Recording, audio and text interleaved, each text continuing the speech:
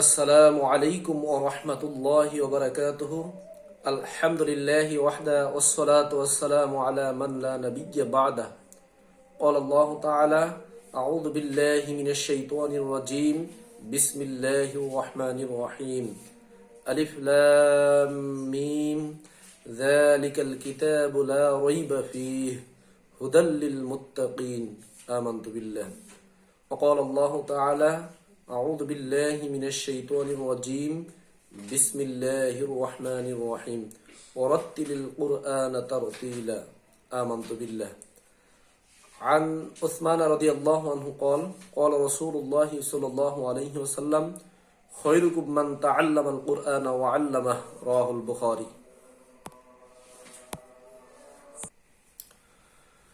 উপস্থিত দিনী বৈঠকের মুসলিম ভাই ও বোন, প্রশংসা আল্লাহ রব্বুল আলামিনের জন্য। আলহামদুলিল্লাহ। শান্তি বর্ষিত হোক আল্লাহ রসুল সাল্লাল্লাহু আলাইহি ওয়াসাল্লামের উপর। সকলেই পড়ি সাল্লাল্লাহু আলাইহি ওয়াসাল্লাম। আজকের দিনী বৈঠকের সংক্ষিপ্ত আলোচ্য বিষয় কোরআন তেলাওয়াত, কোরআনকে বোঝা, জানা এবং মানা। আল্লাহ রব্বুল আলামিন গোটা বিশ্ববাসীকে, বিশেষ করে মুসলমানকে এমন এক অমূল্য রত্ন, এমন এক অমূল্য সম্পদ দিয়েছেন যার কোনো তুলনা, যার কোনো উপমা পৃথিবীতে ছিল না, নেই এবং কিয়ামত পর্যন্ত আসবে না। এমন একটা গ্রন্থ, তার নাম হলো মহাগ্রন্থ আল কোরআন। একথা সত্য যে পৃথিবীতে অসংখ্য বই, কিতাব, পুস্তক রয়েছে, কিন্তু কোরআনের মতো, কোরআনের সমতুল্য, কোরআনের সমকক্ষ কোনো বই, কিতাব কিংবা গ্রন্থ নেই।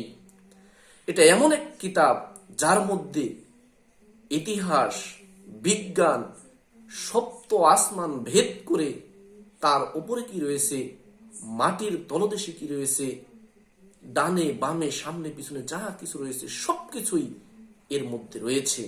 এবং একমাত্র পৃথিবীতে নির্ভুল গ্রন্থ হলো কোরআন। ভুল তো দূরের কথা, এর মধ্যে সন্দেহ হয়নি। মহান আল্লাহ বলেন সূরাতুল বাকারা 2 নম্বর সূরা 2 নম্বর আয়াত, যালিকাল কিতাব লা রাইবা ফি। এটা এমন একটা কিতাব, এমন একটা গ্রন্থ, এর মধ্যে ভুল তো দূরের কথা, সন্দেহেরই অবকাশ নেই। কোনো মানুষ যদি, কোনো মুসলমান যদি সন্দেহ করে যে কোরআনের মধ্যে ভুল কিংবা গরমিল রয়েছে, তার ঈমান থাকবে না। বলছিলাম কোরআনকে বোঝা, কোরআনকে মানা, কোরআনকে জানার বিষয়ে। তো এই যে একটা কিতাব মহান আল্লাহর পক্ষ থেকে বিশ্বনবী জনাবে মুহাম্মদ রাসূলুল্লাহ সাল্লাল্লাহু আলাইহি সাল্লামের মাধ্যমে আমাদের কাছে আসলো, এ যে মুসলমান হিসেবে এই কোরআন জানা, কোরআন বোঝা, কোরআন মানা, কোরআনের শিক্ষাকে ব্যক্তিগত, পারিবারিক, সামাজিক, রাষ্ট্রীয়, অর্থনৈতিক, রাজনৈতিক, কূটনৈতিক পর্যায়ে আমাদেরকে অবশ্যই এটা বাস্তবায়ন করতে হবে। অন্তত পক্ষে মুসলমান হিসেবে এই কোরআনের তেলাওয়াত জানতে হবে, কোরআনের বিধান জানতে হবে, কোরআনে কি আসলো, আল্লাহ কি বলতে চাইলেন সেইটা আমাকে জানতেই হবে। তা না হলে আল্লাহর দরবারে কাল কিয়ামতের মাঠে অবশ্যই জবাবদিহি করতে হবে। আচ্ছা, আপনাকে আমি সংক্ষেপে বলি।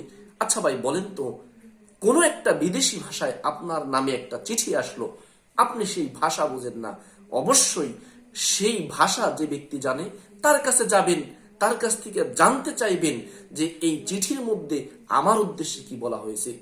এটা মনে হয় একটু বড় পর্যায়ে উদাহরণ হয়ে গেল। এর চেয়ে সহজ উদাহরণ দিই। একজন অশিক্ষিত গ্রামের মানুষ, অক্ষর জ্ঞান নেই, মোবাইলের দোকানে 20টা টাকা রিচার্জ দিয়ে আসছে। 10 বার যাচ্ছে শিক্ষিত একটা ছেলের কাছে, বাবা দেখো তো আমার কাছে এই টাকাটা আমার মোবাইলে এসেছে কিনা, 20টা টাকা মোবাইলের রিচার্জের দোকানে দিয়ে এসেছি। তাহলে আপনি 20টা টাকার এত চিন্তা করছেন, আল্লাহি আল্লাহর কসম, আল্লাহি আল্লাহর কসম, আপনার ফাঁসি হয়ে আছে, আপনার শুলি হয়ে আছে, আপনার ফাঁসির আদেশ হয়ে আছে। কোরআনের মাধ্যমে বাঁচার উপায়ও কোরআনে রয়েছে। এই জন্য কোরআন আপনাকে জানতে হবে। বলছিলাম কোরআন জানা, মানা এবং গুরুত্ব কতটুকু এই বিষয়ে।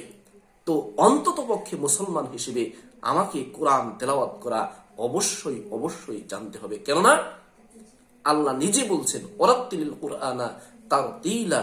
বিশ্ববাসীকে আল্লাহ বলেছেন সূরাতুল মুজাম্মিল 73 নম্বর সূরার 4 নম্বর আয়াতের অংশ, যে পৃথিবীর মানুষ তোমরা তাবতিল সহকারে সুন্দর করে কোরআন তেলাওয়াত করো। এই কোরআন তেলাওয়াত যদি আমি করি, কোরআনকে যদি জানি, কোরআনকে যদি আঁকড়ে ধরি, কোরআনের সাথে যদি আমি সম্পর্ক রাখি, কাল কিয়ামতের মাঠে কোরআন আমার পক্ষে সাক্ষী দিবে, অন্যথায় আমার বিপক্ষে চলে যাবে। বিপক্ষে চলে গেলে নিশ্চিত জাহান্নাম আমাকে অবধারিতভাবে গ্রাস করে দিবে। عن أبي مالك الأشعري رضي الله عنه قال قال رسول الله صلى الله عليه وسلم আবু মালিক আল আশআরি রাদিয়াল্লাহু আনহু বলেন, রাসূল সাল্লাল্লাহু আলাইহি ওয়াসাল্লাম বলেছেন, ওয়াল কুরআনু হুজ্জাতুল লাকা আও আলাইক, পৃথিবীর অধিবাসী আমার উম্মত শুনে নাও, কোরআন হয়তো বা তোমার পক্ষে অথবা বিপক্ষে চলে যাবে কিয়ামতের মাঠে। আপনি কোরআন দেখলেন না, পড়লেন না, শুনলেন না, জানলেন না, কোরআন তেলাওয়াত করা জানলেন না, শিখলেন না, কোরআন আপনার বিপক্ষে যাবে, এই কথাই সত্য। কোরআন যদি বিপক্ষে চলে যায় তাহলে আপনার বাঁচার কোনো উপায় নাই, এই কথাই সত্য। এই জন্য কোরআনকে জানতে হবে, মানতে হবে, আমার জীবনে, পরিবারে, সমাজে, রাষ্ট্রে, আন্তর্জাতিক পরিমণ্ডলে বাস্তবায়ন করতে হবে।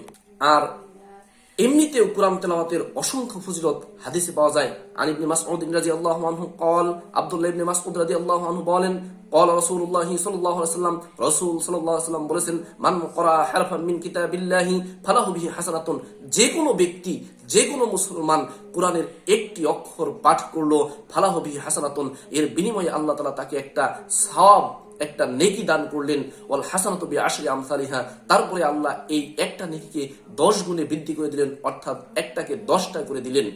লা আকুলু আলিফ লাম মিম, আলিফ লাম মিম হারফুন, আল্লাহ রাসূল বলছেন ব্যাখ্যা করে, আমি তোমাদেরকে এই কথা বলছি না আলিফ লাম মিম এই তিনটা মিলে একটা অক্ষর, আলিফুন হারফুন ও লামুন হারফুন ও মিমুন হারফুন, আলিফ একটা আলাদা অক্ষর, লাম একটা আলাদা অক্ষর, মিম একটা আলাদা অক্ষর, অর্থাৎ আলিফ লাম মিম কেউ যদি তেলাওয়াতের নিয়তে পড়ে, এমনিতেও পড়ে, আল্লাহ তার আমলনামায় 10 নয় 30টা নেকি দান করবেন। সুবহানাল্লাহি ওয়া বিহামদিহি সুবহানাল্লাহিল আযীম।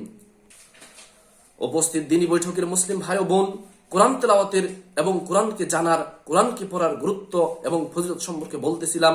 পৃথিবীতে আপনার টাকা নাই, পয়সা নাই, সামাজিক পদমর্যাদা নাই, আপনার কোনো কিছুই নেই, কিন্তু আপনি আল্লাহর কাছে, আল্লাহর চোখে সর্বোত্তম মানুষ হতে পারবেন এই কোরআনকে ধারণ করে, কোরআনকে শিখে। عن عثمان رضي الله عنه قال, উসমান রাদিয়াল্লাহু আনহু বলেন, قال رسول الله صلى الله عليه وسلم, আল্লাহ রাসূল সাল্লাল্লাহু আলাইহি ওয়াসাল্লাম বলেছেন, খায়রুকুম মান তাআল্লামাল কুরআনা ওয়া আল্লামাহ, তোমাদের মধ্যে আল্লাহর নিকটে সবচেয়ে সম্মানিত সর্বোত্তম ব্যক্তি হলো ওই ব্যক্তি যে কোরআন কারীম নিজে শিক্ষা করে এবং অপরকে শিক্ষা দেয়। কত সুন্দর কথা! আম গাছে জাম ধরে যেতে পারে, কলা গাছে তাল ধরে যেতে পারে, অমাবস্যার রাতে পূর্ণিমার চাঁদ উঠতে পারে, এদেশের একজন শায়ক এইভাবে বলে। ঠিক আমিও বলছি এগুলো হতে পারে, কিন্তু যেই হাদিসের মধ্যে কোনো রকম সন্দেহ নাই, চুল ঢোকানো যাবে না, সরিষার দানা ঢোকানো যাবে না, সেটা হলো বুখারী মুসলিমের হাদিস। এই হাদিসটাও বুখারী শরীফে এসেছে।